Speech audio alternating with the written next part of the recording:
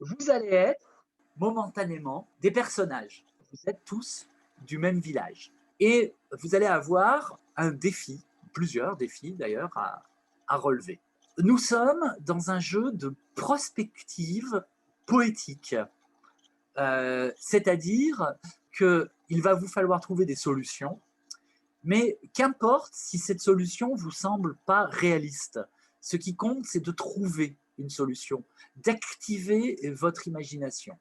L'hypothèse est une hypothèse purement artistique qui est de se dire que parfois, certainement pas toujours, mais parfois, au cœur d'une solution farfelue, eh bien, existe le germe d'une solution réalisable, réaliste.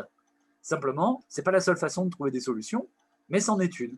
Et là, ici, c'est de se dire, bah, on va chercher des solutions, même si elles nous semblent complètement farfelues, c'est pas très grave. Peut-être que ça nous donnera une bonne idée. Clémence.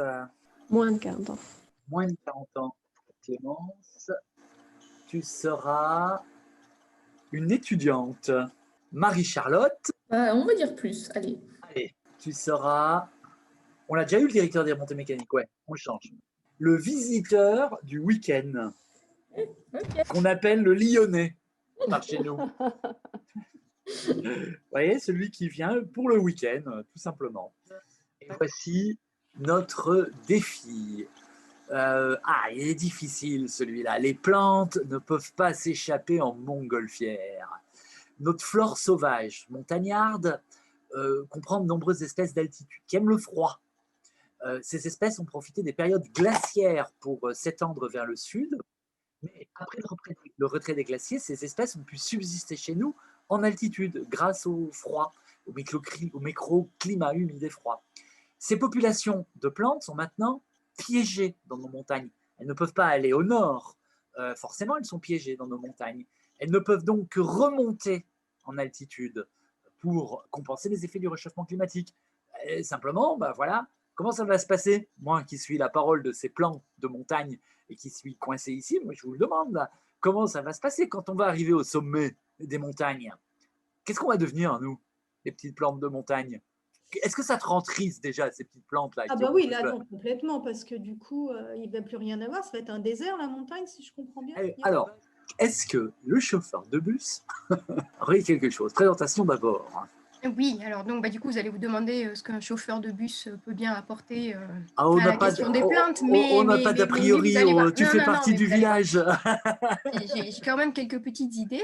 Ouais. Donc oui, moi je conduis un bus de tourisme et puis mon boulot du coup c'est d'emmener les vacanciers en montagne et j'aime bien moi ça aller sillonner les petites routes de montagne avec mon gros bus qui peut transporter une centaine de personnes au même endroit en une seule fois. Il est vraiment gros. Après, c'est vrai que ça m'embête un petit peu quand même qu'il y ait trop de monde. Mais bon, on va dire que j'y contribue. Donc voilà, c'est ma petite dissonance à moi. Alors moi, du coup, j'aurais peut-être deux pistes de solutions, à voir laquelle est la plus faisable. Peut-être que les deux peuvent être utilisées d'ailleurs, parce que ça permettrait de remplir le voyage aller et le voyage retour. Parce qu'en fait, dans cette histoire, on voit bien que le problème, c'est un problème de déplacement, enfin de mobilité quand même, quelque part, pour les plantes. Ah. La première solution, ça pourrait être d'utiliser, c'était par rapport à ce que disait la bergère, ça pourrait être d'utiliser les randonneurs, enfin moi les gens que j'amène comme ça en bus, là, mes vacanciers, de les utiliser un peu comme colibri, quoi. Si on a des problèmes de sécheresse, on pourrait demander aux randonneurs de contribuer au fait de monter de l'eau en montagne, enfin voilà, d'amener de l'eau avec leur, enfin ils se chargent un peu plus, ils ont leur gourde pour la journée et puis systématiquement on leur demande de prendre une gourde en plus. Pour qu'ils continuent à entretenir un peu l'humidité du milieu. Je me dis que dans certains endroits, ça peut arriver à faire un petit peu tampon. Et puis après, pendant que je redescends, en attendant le soir là, pour venir chercher mes vacanciers, je me dis aussi que peut-être on pourrait utiliser mon bus pour déplacer les plantes de montagne qui sont sur des sommets qui ne sont pas très très hauts, mais on peut imaginer que peut-être il y a des massifs qui sont un petit peu plus hauts. Moi, je pourrais peut-être les transporter pour aller les implanter dans des zones où elles sont un peu plus hauts, où du coup elles retrouveraient leurs conditions de froid. Voilà. Donc, quelque chose à faire avec les infrastructures de transport, avec les compagnies de transport pour essayer d'aider, de faire de la migration assistée dans les deux sens, un peu de solidarité, quoi. Tu transporteras mes élèves, hein? Oui, aussi. À condition qu'ils aient leur gourde en plus pour arroser les alpages, il n'y a pas de problème. La solution par le transport est assez intéressante. De réfléchir de cette façon-là. À mon avis, en tout cas, moi, en tant que voix du problème, j'avoue que ça pourrait être pas mal. Alors, Patricia, est-ce qu'il y a des solutions là-dedans qui nous permettraient d'arbitrer et de te rassurer? Alors, l'idée du car, moi, j'aime bien quand même, de transporter, et puis que chacun amène sa petite gourde, parce qu'en fait, j'aime pas trop marcher, tout ça, les ados, tout ça, voilà.